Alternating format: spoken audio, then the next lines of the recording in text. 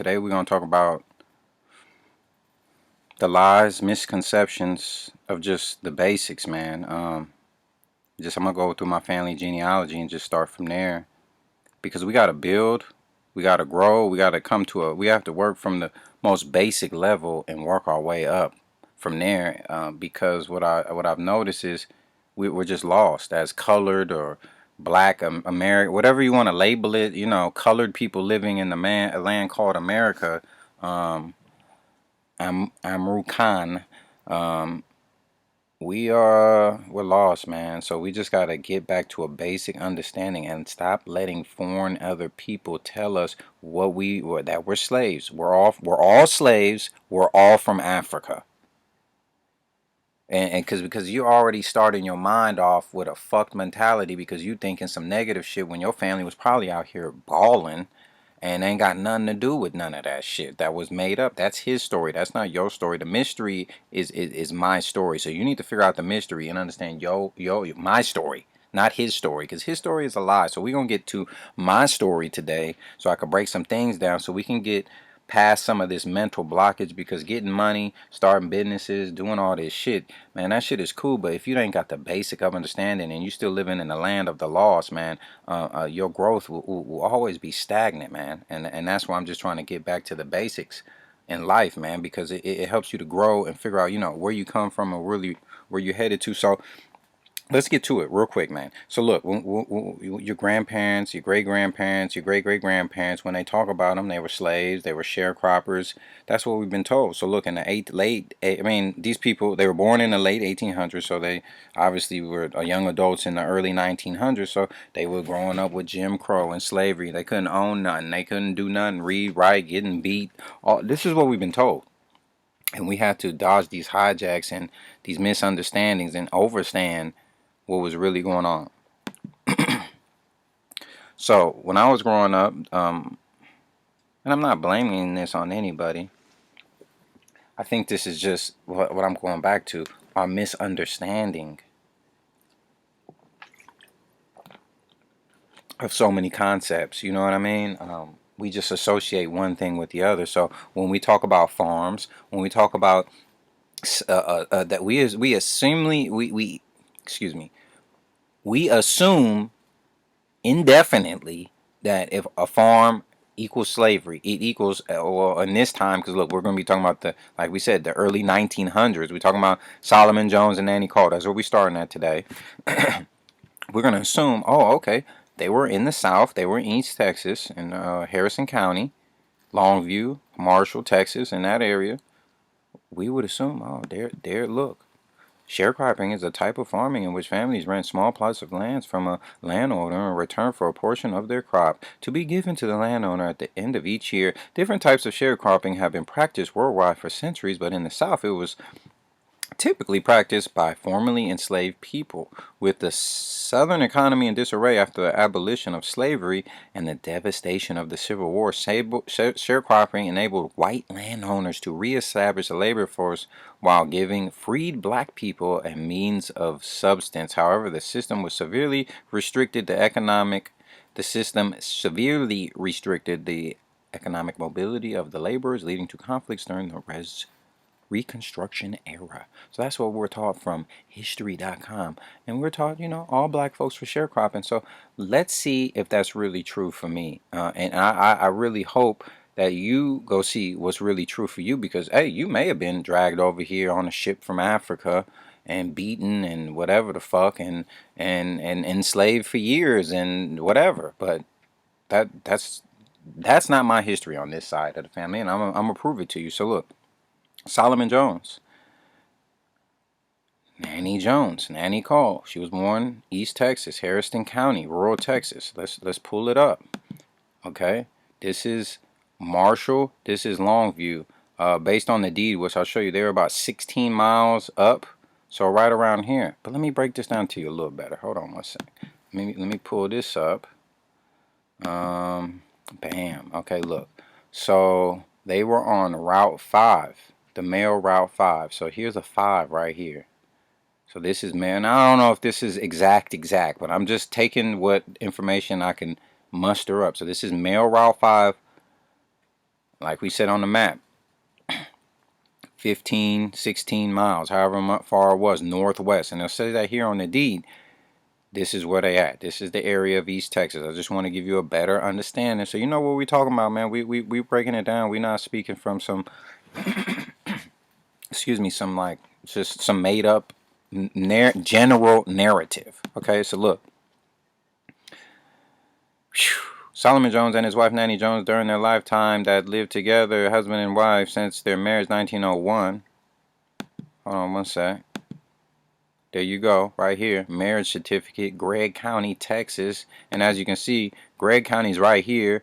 It's a little actually closer to Longview than it is to Marshall. So obviously they'd probably win. That's where the mail route 5 right here. Bam, bam, we'll go right into Longview. See, it all makes sense. See, when you bring up the paperwork, it all makes sense. But when you listen to these people, that's just telling you, listen to a foreigner who's not related to you, tell you, oh, we dragged your ass over here on a ship, beat your ass for all these years. Okay, cool. So, oh, you couldn't read, you couldn't get married, but these people, look, they read, they got married, they got first and last names. Slaves, look, slaves don't got first and last names. All these people got first and last names. All of these people have first and last names, but it's all good. We let's stay on track. Nanny Jones, 1901. So they were married. Okay. This was the following born, that of the following children only were born of said marriage of Solomon Jones and Nanny Jones. Okay.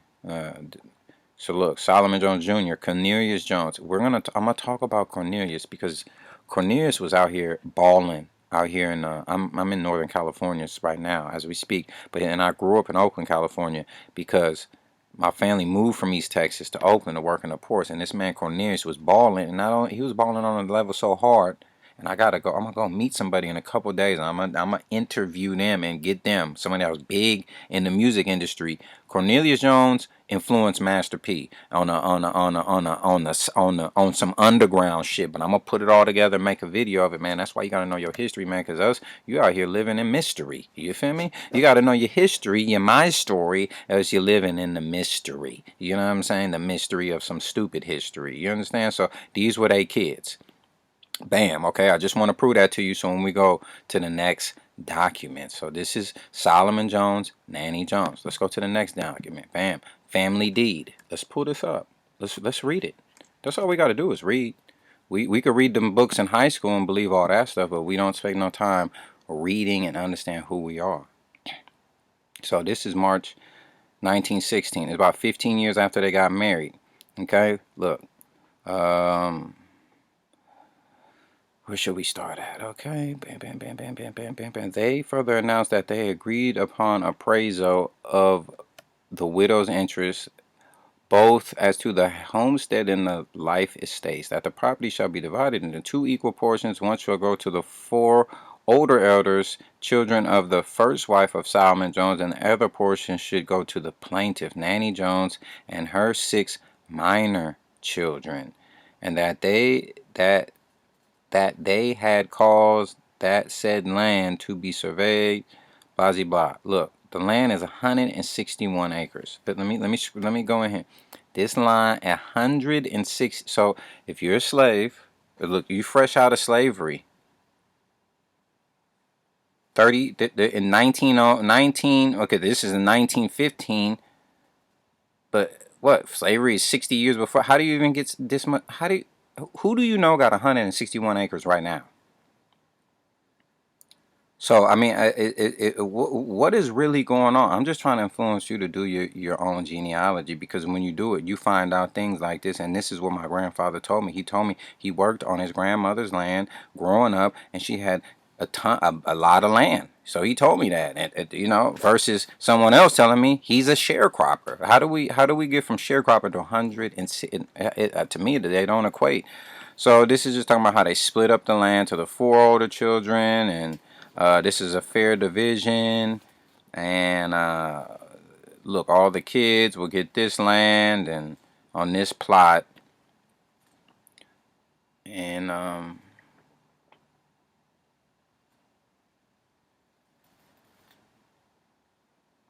yeah, it's pretty straightforward. You know what I'm saying? 31 acres shall be the property of Nanny Jones, blah, blah, blah. So she had 30 acres for himself after she split it up. So, hey, man, it's all here, man. This all public record. So you can believe what you want to believe or believe the record. And then in another video, I'm going to just briefly show you this. I just want to go over some basics right here because we really got to just understand us and what we was doing, man. We was balling. We had land. We had our own stuff, man. We gave that up to move to the cities. And I'm not saying that was all the way bad, but man, was it all the way good? I don't, it's just it's for you to discern. So look, later on, 1950, you know, my uncle, my grandfather's father, excuse me, my great grandfather, my grandfather's father, not my uncle, Reuben. He later changed his name to L.C. Jones. uh, they signed an oil and gas contract. They was getting money off this thing, man.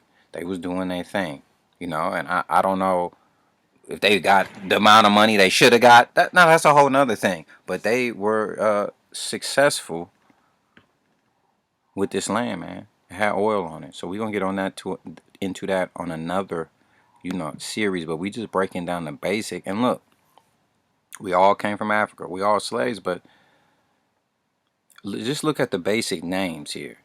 These people they're getting married. He's from Harrison County too, from Texas. Jane Hall's well, hold on. I had this other thing. I don't know. Jane Hall may be from Mississippi. I'm still trying to research that because I also have this document here. This is the death certificate, and this is where we got the Route 5 for the map. So we go Route 5, you see it right there. So that's where I got that from, is the death certificate. Rural Harrison County. Nanny Jones died in 1953. Farming, not sharecropper. This doesn't say sharecropper. Farming on her own land. Okay. Let's get that correct. Not farmer on someone else's land. On her 161 acres, which was later broken down to still 30 something acres. Who do you know who has that much land now? I just want you to think about that for a second. Look, her father's name, John Cole, Harrison County. Jane Hall, later Jane Cole, probably Harrison County.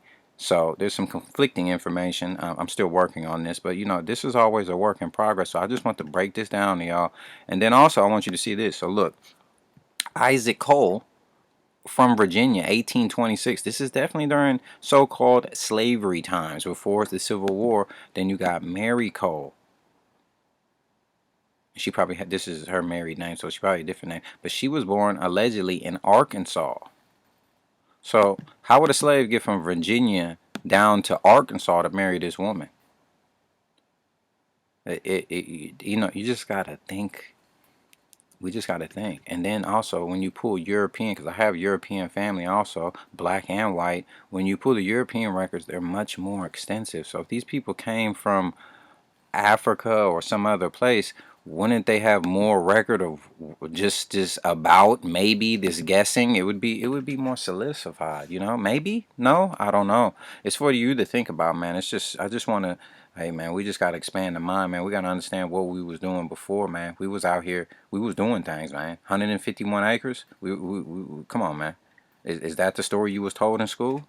So expand your mind, get your game right. And stop believing the hype, man. Stop believing what a foreign person came into you on your land. Some of us are from Europe. Like I just said, we got bloodlines in Europe. Some of us may be from Africa, allegedly. South America, all the islands, all over. But why we listen to some other person tell us where we from indefinitely? It's just something to think about, man. It's the certified game banger. We're going to keep, we're going to go down this line for a minute.